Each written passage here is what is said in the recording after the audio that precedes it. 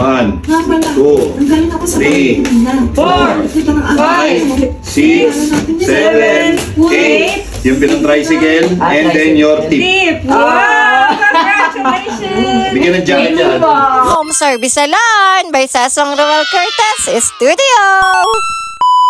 So, bali, meron nga na naman po pala kami ngayon na biglaan ng home service na malapit lang sa amin. Bali, regular client ko nga po pala itong aming home servicean ngayon. Bali, nag-tricycle lang pala kami papunta dito sa vape shop nung customer ko. Dahil after this, ay ihatid naman kami nung kanyang kapatid dito sa kanilang bahay. By the way, ay dito nga po pala kami nag-home service ngayon sa Pleasant Village, Bayanan, Muntinlupa City. Bali, isa lang talaga yung gagawin ko dito at nagulat lang ako ay bakit naging tatlo na sila.